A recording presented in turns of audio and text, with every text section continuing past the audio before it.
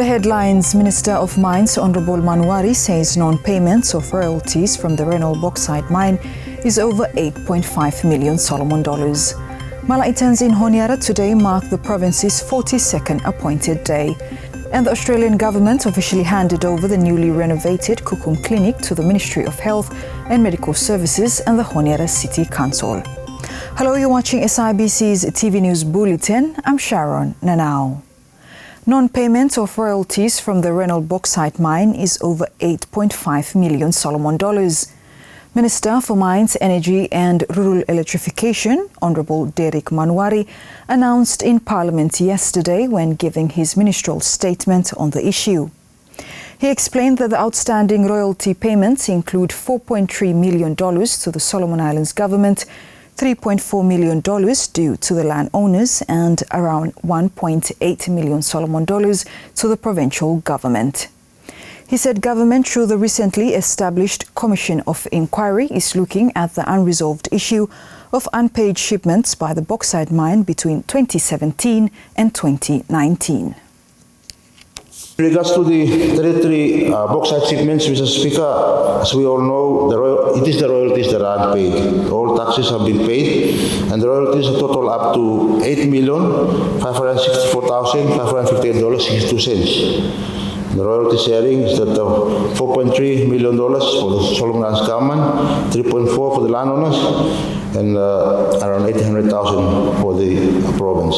Mr. Speaker, the government has moved swiftly to address this unresolved issue arising from the export of the territory shipments from Rennell and Bellon Island between 2017 to 2019. The non-payments have been raised in terms of royalties, and the allegations have also been raised in breach of licensing and official misconduct.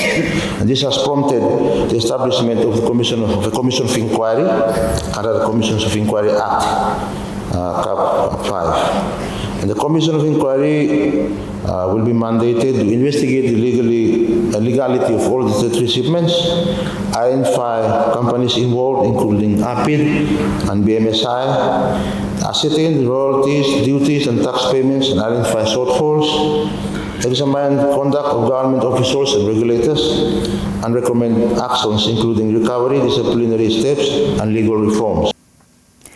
Honorable Manuari said the Commission will deliver an interim report on the issue in 3 months and a final report within 6 months.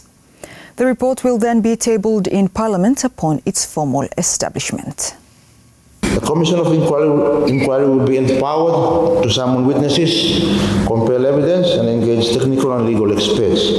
It will deliver an interim report in 3 months and a final report within 6 months, to be tabled to Parliament upon its formal establishment. In the meantime, the Ministry of Mines and the Ministry of Finance are undertaking a coordinated audit to establish the quantum of unpaid dues and prepare legal pathways for recovery. The government also commits to legal reform of exports permitting and royalty tracking mechanisms, institutional accountability for all involved in ministries and agencies, and community consultations to ensure landowners' rights are protected. The objectives are clear, Mr. Speaker, and that is to secure justice for Rennell landowners and uphold the rule of law and reform governance for future mineral exports. Mr. Speaker, this is not just about looking back, it is about setting a standard moving forward. Now, Malaitans in Honiara today mark the province's 42nd appointed day. Simon Tavake attended the celebrations and filed this story. With a colorful float parade along the Kukum Highway, the Malaita community in Honiara turned out in numbers today to commemorate their province's 42nd second appointed day at the DC Park Sports Ground at Henderson in central Guadalcanal. It was a lively celebration marked by an exchange of gifts between Malaita Premier Honorable Elijah Asilawa and his Guadalcanal counterpart Honorable Willie Atu, a gesture of appreciation for hosting Malaitans living in Honiara and Guadalcanal province. Gracing the occasion was the Deputy Prime Minister Honorable Frederick Kolongeto, who emphasized on the event's theme, guided by faith, rooted in culture and united for change, as a call for collective action and transformation.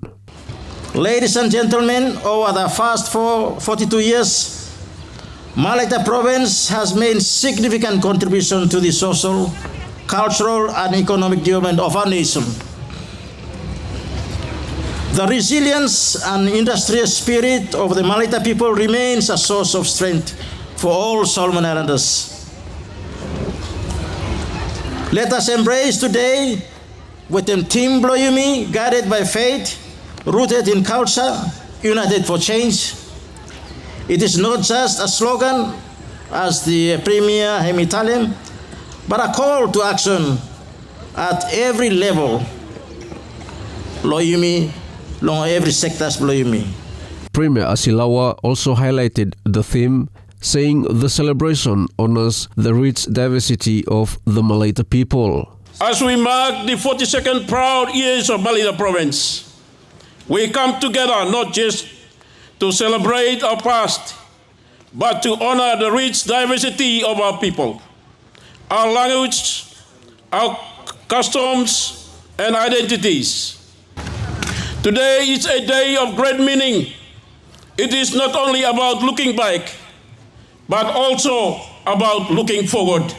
It is a moment to reflect on the journey of our beloved province, a time to acknowledge our shared identity, and most importantly, to renew our commitment to unite, peace, and development.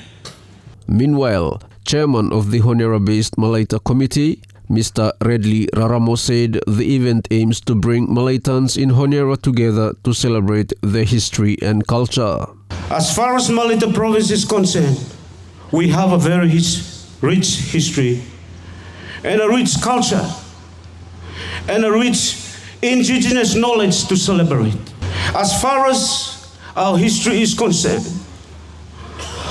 Malaita has walked a tough pathway. It actually shapes our future. It actually shapes what we are today. Today, Honiara Malaitans, me feel like to be part of this rich history. The celebrations began yesterday and will conclude tomorrow. Simon Tavake, SIBC TV. Now, the Australian government officially handed over the newly renovated Kukum Clinic to the Ministry of Health and Medical Services and the Honiara City Council. The clinic, which is set to start its operation next week, will offer services such as reproductive health, newborn care, vaccination and immunization programs and outpatient services. Alex Dadamu reports. Kukum Area Health Centre reopened yesterday after years of renovation. The reopening ceremony was attended by the Health Minister, Honourable Dr. Paul Bosawai, Australian High Commissioner to Solomon Islands, His Excellency Rod Hilton, Honiara City Lord Mayor Eddie Siapu, and health officials. Dr. Bosawai at the event officially declared the Kukum Clinic reopened to serve communities in Honiara, including patients from other catchment areas in Honiara and the provinces. With great pride as your Minister of Health, I now have the honor to officially declare that Kukum Health Centre is now reopened for health services. God bless Australia, God bless Solomon Islands, God bless Honiara City Council, God bless Kukum Clinic, God bless those who will enter this facility, and God bless our health workforce or health workers who will discharge their duties in delivering healthcare services to those that are in great need. The renovation work was fully supported by the Australian government. His Excellency Rod Hilton announced that the Australian government also provided more than $300,000 for clinical equipment. Adam Gilmore funding for refurbishment, Australia Hemi also provided more than $300,000 for new fella equipments for Kukum Area Health Centre. This one This one hem including new furniture, medical equipment and computers for complementing and replacing now older items and supporting staff flow providing high quality health services. Nurse in charge of Kukum Clinic, Olivia Bale, says the newly renovated clinic will motivate nurses to provide good services to the public. I'm very happy to mas. I'm grateful to mas because by me improve na performance belum me fala. By motivating me fala staff too for me fala providing good service for the people of community. The renovation work was carried out by Super Construction, a local company with funding support from the Australian government. Alex Dadamu for SIBC TV. The National Building Standard Bill 2025 has been passed in Parliament yesterday with amendments after its third reading. The bill aims to improve the standard of building codes mainly for 3 provinces: Malaita, Western and Guadalcanal Province, including Honiara. Sir, I move that the National Building Standards Bill 2025 be now read a third time and do pass. Thank you, honourable members. It is proposed that the National Building Standards Bill 2025 be now read a third time and do pass. Does any member wish to contribute to the debate on the motion before I put the question?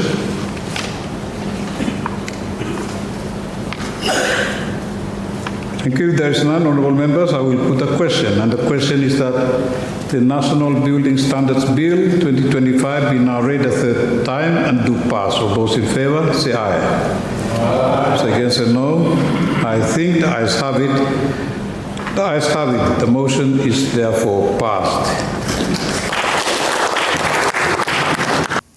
Prime Minister Honourable Jeremiah Manele thanked the Parliament members for ensuring the passage of the bill. Let me, at this juncture, take the opportunity to thank the Chairman and members of the Bills and Legislation Committee for the excellent ongoing work in terms of the inquiries into the pieces of legislation, including on the one that we just passed, which is very, very important. Now, the increasing number of HIV cases among youths in Solomon Islands has raised serious concerns. Speaking to SIBC TV on Wednesday, SIPA Family Life Education Coordinator Jody Toiraina warned that cases are expected to climb even higher. At the moment, if we look at the increase of HIV inside our country, among young people. So you're talking about 19 to 30.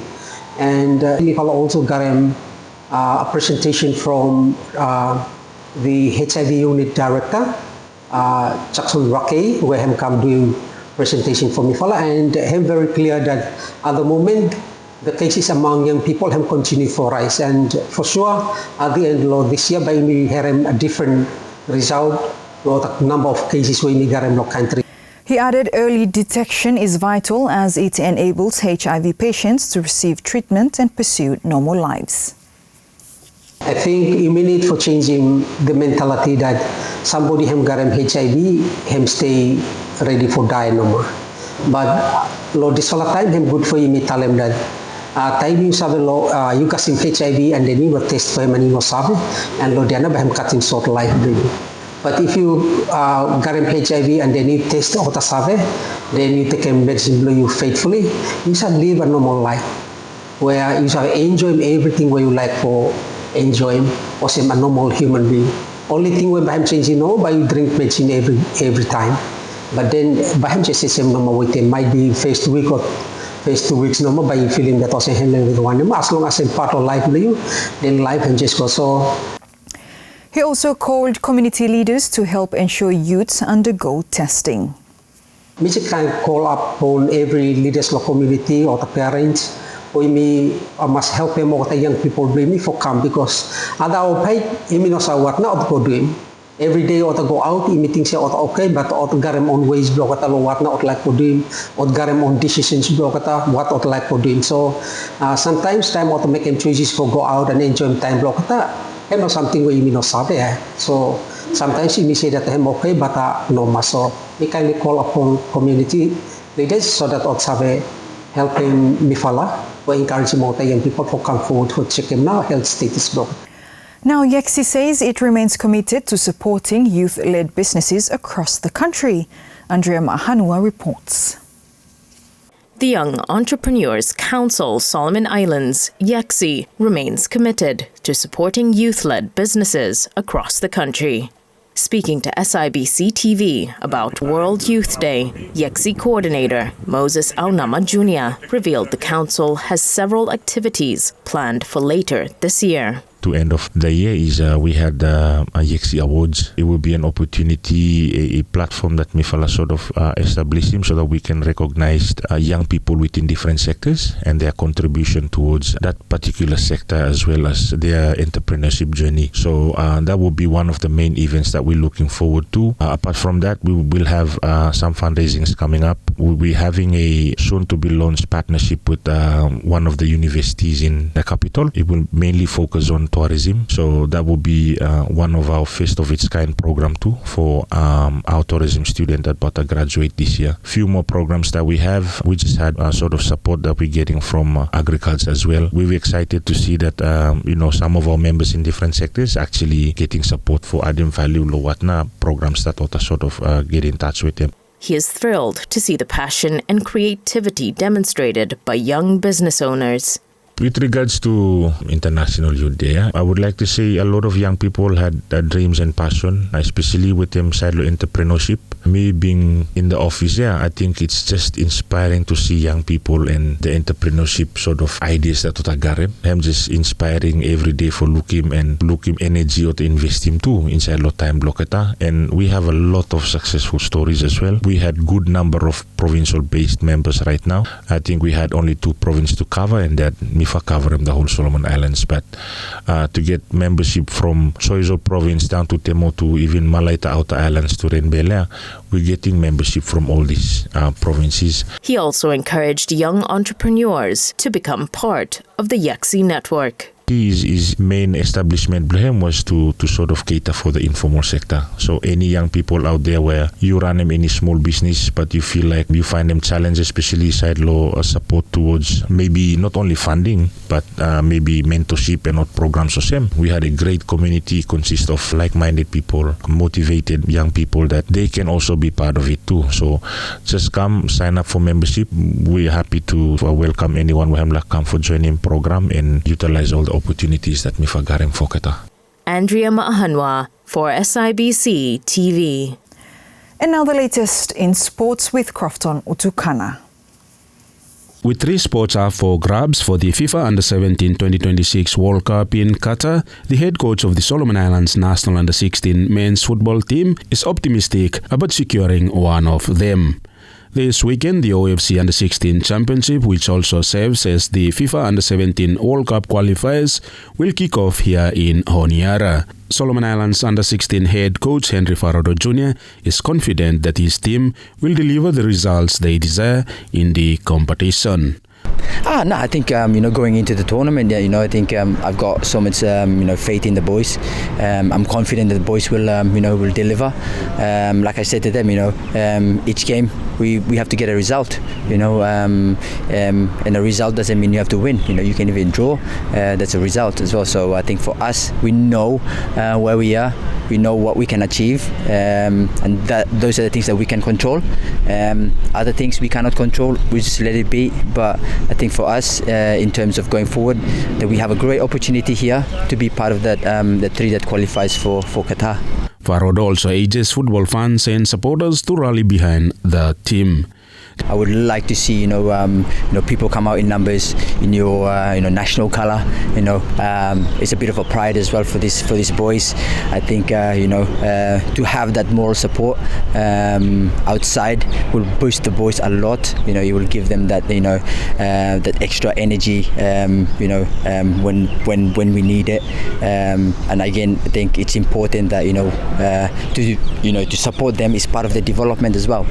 So when we come, support them in good spirit, and give them the extra 1% that they will need, because that could be the difference, in qualifying for the World Cup or to win the championship as well. The tournament will begin on Sunday, August 17, with Cook Islands facing Papua New Guinea at 12 p.m, followed by Tahiti up against Fiji at 3 p.m. Solomon Islands will start their campaign against New Caledonia on Monday, August 18 at 3 p.m. at the National Stadium. Crofton Utukana, SIBC TV.